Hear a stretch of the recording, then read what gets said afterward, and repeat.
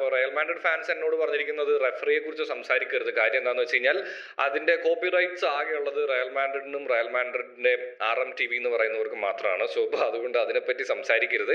നമുക്ക് എന്തായാലും ഈ മാച്ചിലെ 3 പോയിന്റുകൾ ഡിഫറെന്റ് ആയിട്ട് എനിക്ക് തോന്നിയിട്ടുള്ള 3 പോയിന്റുകളാണ് ഈ വീഡിയോ പറയാനായിട്ട് പോകുന്നത്. സോ നമ്മുടെ കോണ്ടന്റ്സും കാര്യങ്ങളൊക്കെ നിങ്ങൾക്ക് ഇഷ്ടപ്പെടുന്നുണ്ടെന്നുണ്ടെങ്കിൽ ഇൻസ്റ്റയിലാണെന്നുണ്ടെങ്കിൽ ഒന്ന് ഫോളോ ചെയ്യുക, യൂട്യൂബിലാണെന്നുണ്ടെങ്കിൽ ഒന്ന് സബ്സ്ക്രൈബ് ചെയ്യാൻ ഓർമ്മിച്ചോണ്ട് കാര്യത്തിലേക്ക് കിടക്കണം.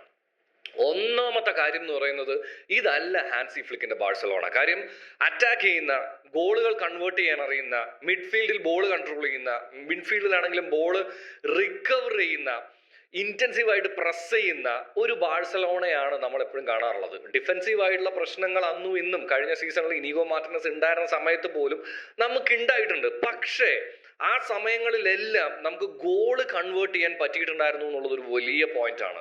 അതെന്തുകൊണ്ട് ഈ സീസണിൽ പറ്റുന്നില്ല എനിക്ക് മനസ്സിലാവുന്നതേ ഇല്ല. എസ്പെഷ്യലി അത്ലറ്റിക്കോ മാഡ്രിഡുമായിട്ടുള്ള ഒരു തോൽവി കഴിഞ്ഞ് ഇങ്ങോട്ട് വന്നു കഴിഞ്ഞ് കഴിഞ്ഞപ്പോൾ ഒരു ഒരു ഒരു ഒരു ഒരു പ്രഷർ എല്ലാവരിലും ഉണ്ടായിരുന്നു. അത് ഹാൻസി ഫ്ലിക്കിന്റെ ഫേസിൽ പോലും കാണാൻ പറ്റുമായിരുന്നു. പക്ഷേ ആ ടേബിളിൽ 1-ാം സ്ഥാനം അത് വെറുതെ വിട്ട് കളഞ്ഞു എന്നുള്ളതാണ് കേട്ടോ.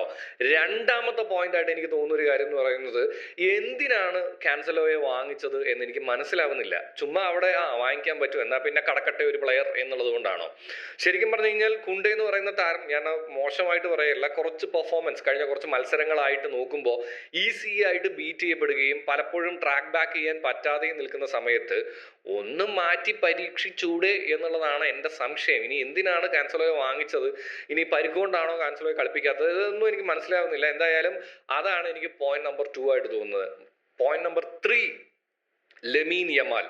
പെനാൽറ്റി എടുക്കാൻ അറിയില്ല എന്നുള്ള സംഭവങ്ങളൊക്കെ അവിടെ ഇരിക്കട്ടെ, കാരണം ഇടയ്ക്കല്ലേ പെനാൽറ്റി കിട്ടണുള്ളൂ. അപ്പൊ പിന്നെ അത് നമുക്ക് കുറ്റം പറയാൻ പറ്റില്ല. പക്ഷേ കിട്ടിയ അവസരം വിനിയോഗിച്ചില്ല, അതിന് കുറ്റം പറയാൻ തന്നെ വേണം കേട്ടോ, ഇല്ല എന്നല്ല ഞാൻ പറഞ്ഞതിൻ്റെ അർത്ഥം.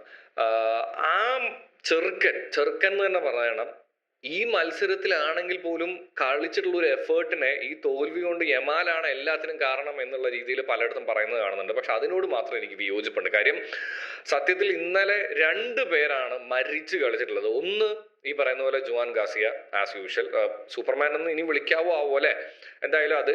ഇനി രണ്ടാമത്തെന്ന് പറയുന്നത് ലമീൻ യമാൽ തന്നെയാണ്. കാര്യം ചെറുക്കൻ അത്രയും കളിച്ചു. ആ പെനാൽറ്റി മിസ് ചെയ്തു, അതൊക്കെ ശരി തന്നെയാണ്. പക്ഷെ അത്ര അധികം കളിച്ചിട്ടുണ്ടെന്നുള്ളതാണ്. ഇനി പറയാനുള്ള ഒരു കാര്യം എന്ന് പറയുന്നത്, കണ്ടില്ലേ ഞങ്ങൾ ടേബിളിൽ 1-ാമതെത്തി എന്ന് പറഞ്ഞു വരുന്നവരോട് പറയാനുള്ളത്, യെസ് 1-ാമതെത്തി, ആരതിപ്പോ അല്ലാന്ന് പറഞ്ഞത്? അതിപ്പോ കഴിഞ്ഞ മത്സരം കഴിഞ്ഞപ്പോഴേ നിങ്ങൾ 1-ാമതെത്തിയാണ്. നമ്മൾ തോറ്റു കഴിഞ്ഞ് കഴിഞ്ഞപ്പോൾ അത് നിങ്ങൾക്ക് ഒന്ന് കണ്ടിന്യൂ ചെയ്യാൻ പറ്റി. പക്ഷേ ഞാൻ പറയുന്ന ഒരേ ഒരു കാര്യം എന്ന് പറയുന്നത്, ലാ ലീഗ അവസാനിച്ചിട്ടില്ല.